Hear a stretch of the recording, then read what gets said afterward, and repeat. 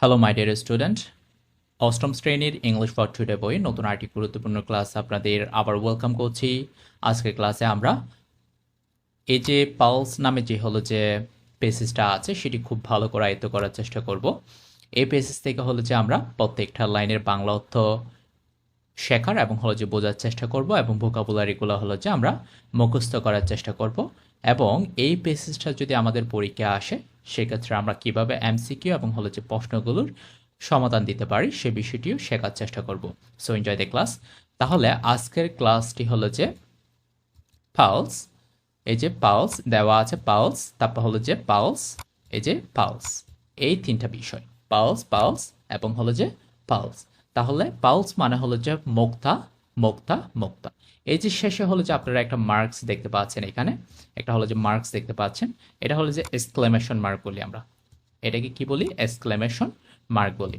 আশা করি এতটুকু পর্যন্ত বুঝতে পেরেছেন। তাহলে মূল পেসেজটা যে এখান থেকে শুরু, এই যে থাউজেন্ডস অফ ইয়ার্স অ্যাগো। তাহলে হাজার বছর পূর্বে বা হাজার বছর আগে, থাউজেন্ডস অফ ইয়ার্স অ্যাগো, হাজার বছর পূর্বে, the first pearl was probably discovered while human beings were searching for food at the sea shore. বলা হচ্ছে যে হাজার বছর পূর্বে দ্য ফার্স্ট পাল, অর্থাৎ প্রথম যে মুক্তা ছিল, দ্য ফার্স্ট পাল, প্রথম যে মুক্তা, ওয়াজ প্রবাবলি, প্রবাবলি মানে যে সম্ভবত বা সম্ভাবনা বোঝায়, ডিসকভার্ড, ডিসকভার্ড মানে যে আবিষ্কৃত হয়েছিল বা আবিষ্কার করা, ডিসকভার মানে যে আবিষ্কার করা।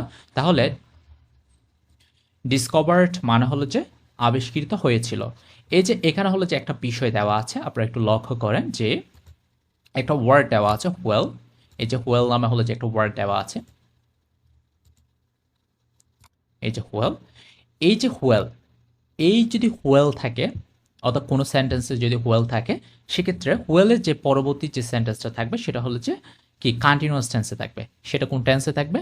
সেটা যে কন্টিনিউয়াস টেন্সে থাকবে। তাহলে হিউম্যান বিংস, এই যে হিউম্যান বিংস যে এখানে সাবজেক্ট, মানব জাতি, ওয়ার সার্চিং অর্থাৎ খোঁজ করছিল, ফর ফুড খাদ্যের, অ্যাট দ্য সি শোর অর্থাৎ সমুদ্রের তীরে। তাহলে ওয়েলের পরে যে সবসময় কি হয়? কন্টিনিউয়াস টেন্স হয়। এটা যে ফার্স্ট কন্টিনিউয়াস হতে পারে, প্রেজেন্ট কন্টিনিউয়াস হতে পারে, অথবা যে ফিউচার কন্টিনিউয়াস হতে পারে। আশা করি আপনারা বুঝতে পেরেছেন। তাহলে আমরা যদি প্রথম লাইনের বাংলাটা যদি একটু বুঝতে চাই, সেক্ষেত্রে হাজার বছর পূর্বে প্রথম যে মুক্তা ছিল, দ্য ফার্স্ট পাল, প্রথম যে মুক্তা ছিল, ওয়াজ প্রবাবলি ডিসকভার্ড, সম্ভবত আবিষ্কৃত হয়েছিল, যখন মানব জাতি, হিউম্যান বিংস, ওয়ার সার্চিং অর্থাৎ খোঁজ করছিল কিসের? ফর ফুড খাদ্যের, অ্যাট দ্য সি শোর অর্থাৎ সমুদ্রের তীরে। আশা করি বুঝতে পেরেছেন। এরপরে যে লাইনটি দেওয়া আছে সেটি যে থ্রো আউট হিস্ট্রি অর্থাৎ সমগ্র ইতিহাস জুড়ে, থ্রো আউট হিস্ট্রি সমগ্র ইতিহাস জুড়ে কি হয়? দ্য ফাল উইথ ইটস শাইন, এই যে ফাল যেটি আছে এটি যে কি করে? ছকছক করে। Has been one of the most highly valued, one of the most highly valued মানে যে উচ্চ মূল্যবান, জ্যামস অর্থাৎ যে রত্ন। তাহলে এটি যে অনেক বেশি চকচক করে এবং যে কি, এটি যে কি, one of the most highly valued jams, এটি যে খুবই খুবই দামি একটা যে রত্ন। সো আপনারা আশা করি এতটুকু পর্যন্ত বুঝতে পেরেছেন। তারপরে দেখা যাক, এই যে পালস হ্যাভ বিন মেনশনড, এই যে পালস যে কি, মুক্তা, হ্যাভ বিন মেনশনড, মেনশনড মানে যে কি করা? উল্লেখ করা, মেনি টাইমস বিভিন্ন সময়ে। তাহলে pulse have been mentioned many Times, এই যে পালসের কথা যে বিভিন্ন সময়ে উল্লেখ করা হয়েছে।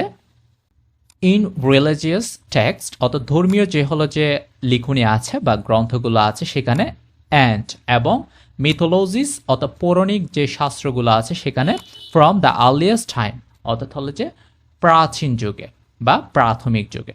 তাহলে এই যে পালসের কথা বর্ণনা আছে বা বর্ণনা করা হয়েছে বিভিন্ন সময়, এই যে ধর্মীয় যে গ্রন্থগুলো আছে, ধর্মীয় যে লিখনিগুলো আছে সেখানে, এবং পৌরাণিক যে শাস্ত্রগুলো আছে সেখানে যে পালসের নাম বিভিন্ন সময়ে যে উল্লেখ করা হয়েছে।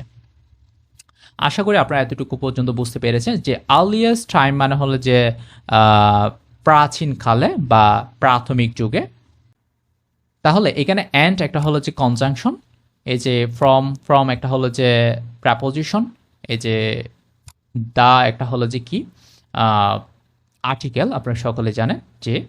আচ্ছা, তারপরে দেখা যাক, the ancient Egyptian valued pearls so much that they were buried with them. এই যে দেখেন, দ্য অ্যানশাইন্ট ইজিপশিয়ান মানে কি, প্রাচীন মিশরীয়রা। দ্য অ্যানশাইন্ট মানে হলো যে প্রাচীন, ইজিপশিয়ান অর্থ হলো যে মিশরীয়রা, যারা হলো যে মিশরের অধিবাসী ছিলেন।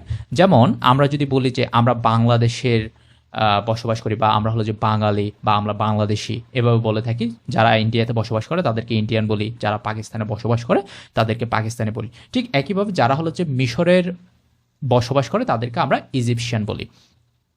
বেলুড পালস সো মাচ, তারা হলো যে খুব বেশি গুরুত্ব দিত। বেলু মানে কি, গুরুত্ব দেওয়া বা মর্যাদা দেওয়া। So much that they were buried with them, এবং হলো যে তারা এই পালস ধারা কি করতো, মানুষকে খবর দিত। এই যে বারিড মানে হলো যে কি করা, সমাহিত করা অথবা হলো যে খবর দেওয়া। তারা এই পালসকে এতটাই গুরুত্ব দিত, এতটা মর্যাদা সম্পূর্ণ মনে করতো, তারা হলো যে কোনো মানুষ মারা গেলে এই যে তার সাথে কি দিত, এই পালসগুলো দিত খবরে। ইট ইজ সেড, এটি বলা হয়েছে, that the famous queen of Egypt, অর্থাৎ ইজিপ্টের হলো যে ফেমাস কুইন, তারা হলো যে এটি বলা হয়েছে ফেমাস কুইন, এই যে ক্লিওপাট্রা, এই যে ক্লিওপাট্রা, ইনি হলো যে অনেক বেশি ফেমাস ছিলেন। তার চরিত্র যদি বিশ্লেষণ করি সেক্ষেত্রে দেখতে পাই যে ক্লিওপাট্রা হলো যে অনেক বেশি বিখ্যাত ছিলেন, আবার ঠিক একইভাবে হলো যে অনেক বেশি কুখ্যাত ছিলেন। ঠিক আছে, উনি হলো যে বিশ্বের যে ক্ষমতাশীল যে কয়েকজন রানী ছিলেন, তখন হলো যে তার মধ্যে হলো যে একজন রানী হলো যে কি, এই যে ক্লিওপ্যাট্রা। তাহলে Cleopatra would dissolve a pearl in a glass and drink it as a sign of love and respect for the entire nation. As an entire nation. তাহলে এই যে ক্লিওপ্যাট্রা উড ডিসলভ মানে হলো যে গলানো বা মেশানো। যেমন আমরা যদি একটা গ্লাসের মধ্যে যদি একটা আইসক্রিম দিই, নির্দিষ্ট একটা সময় পরে গিয়ে হলো যে সেটা গলে যাবে। ঠিক একইভাবে এই যে ডিসলভ করা, আ ফাল, একটি ফালকে গলানো, ইন আ গ্লাস, একটি গ্লাসের মধ্যে, অ্যান্ড ড্রিঙ্ক ইট, এটি পান করা, এটি হলো যে কিসের প্রতীক, এই যে ভালোবাসা এবং হলো যে পুরো জাতির প্রতি একটা হলো যে সম্মানের প্রতীক। ন্যাশন অর্থ হলো যে কি, জাতি। আশা করি বুঝতে পেরেছেন। তারপরে এই যে পালস যেটি আছে, এটি নিয়ে হলো যে গ্রিকদের মতামত কেমন, অর্থাৎ গ্রিকরা কি মনে করে সেটা হলো যে আমরা এখন দেখব। দ্য গ্রিকস থট অফ পালস, এই যে গ্রিকরা মনে করেন, গ্রিক সভ্যতা অনেক বেশি উন্নত ছিল, অর্থাৎ প্রাচীন যুগের যে কয়েকটি সভ্যতা ছিল উন্নত সভ্যতা, তার মধ্যে হলো যে গ্রিক সভ্যতা একটা। এরপর হলো যে আমরা রোমান সভ্যতা সম্পর্কে দেখব, বা রোমানদের কাহিনী দেখব, তারা হলো যে পালসকে কেমন গুরুত্ব দিত। তাহলে গ্রিকস থট, গ্রিকদের চিন্তাভাবনা ছিল অফ পালস নিয়ে, as a sign of wealth, অর্থাৎ তারা মনে করত পালস হলো যে সম্পদের প্রতীক। কিসের প্রতীক, সম্পদের প্রতীক। অ্যান্ড হলো যে একটা কনজাংশন, অ্যান্ড সোশ্যাল পজিশন, এবং সামাজিক মর্যাদার প্রতীক। তাহলে দুইটা বিষয়ের প্রতীক, একটা হলো যে সম্পদের প্রতীক, আর একটা হলো যে সোশ্যাল পজিশনের প্রতীক। এটা কাদের চিন্তা ভাবনা, এটা হলো যে গ্রিকদের চিন্তা ভাবনা, Greek thoughts. The beauty of pulse was associated with love and marriage. এই যে দ্য বিউটি অফ পালস, এই যে পালের যে সৌন্দর্য, অর্থাৎ মুগ্ধার যে সৌন্দর্য, এটা হলো যে সংগঠিত হয় কিসের মাধ্যমে, এই যে উইথ, সাথে, কিসের সাথে, এই যে লাভ, ভালোবাসা, এবং ম্যারেজের সাথে। অর্থাৎ তারা এটাকে অনেক বেশি গুরুত্ব দিত। তারা মনে করতো এটা হলো যে সম্পদ, এবং হলো যে সোশ্যাল পজিশন, সামাজিক অবস্থার হলো যে প্রতীক, এবং এটাকে মনে করতো এটা হলো যে লাভ এবং ভালোবাসার কি একটা সঙ্গ, বা হলো যে কি করে, এটা হলো যে লাভ এবং ভালোবাসা কি করে, সংগঠিত করে। আশা করি বুঝতে পেরেছেন। এবার আসি আমরা রোমানদের চিন্তা ভাবনা নিয়ে, অর্থাৎ অ্যানশাইন্ট রোম, অর্থাৎ প্রাচীন রোমে পালস ওয়ার কনসিডার্ড, এই যে পালসকে হলো যে কি করা হতো, কনসিডার্ড করা হতো, বিবেচনা করা হতো, দ্য গ্রেটেস্ট সাইন, এটা হলো যে মহান প্রতীক, অফ ওয়েলথ, সম্পদের, অ্যান্ড সোশ্যাল স্ট্যাটাস, সামাজিক মর্যাদা। তাহলে এই যে রোমান সভ্যতা অনেক বেশি উন্নত ছিল। আমরা যারা ইতিহাস পড়ি, কিংবা আপনারা যারা ইতিহাস পড়েন, আপনারা জানেন যে অ্যানশাইন্ট রোম, অর্থাৎ রোমান সভ্যতা অনেক বেশি বিস্তৃত ছিল এবং হলো যে অনেক বেশি উন্নত ছিল।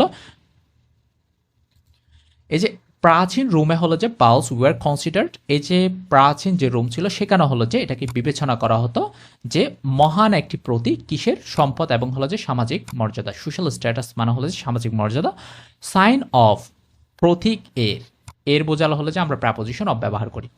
সর্বশেষ যেটি আছে সেটি হলো যে at that time the young woman of Nobel families, এই যে অ্যাট দ্যাট টাইম ওই সময়ে দ্য ইয়াং ওম্যান অর্থাৎ যুবতী মহিলা of Nobel families, Nobel families মানে হলো যে উচ্চ বংশীয়, যারা হলো যে সমাজের কি উচ্চ বংশীয় যে পরিবারগুলো আছে সেখানে জন্মগ্রহণ করে, love to wear beautiful pearl necklace, তারা হলো যে পছন্দ করতো, লাভ টু ওয়্যার অর্থাৎ কি করতে, পরিধান করতে পছন্দ করতো কি, পালস নেকলেস অর্থাৎ কি, এই যে মুক্তার মালা।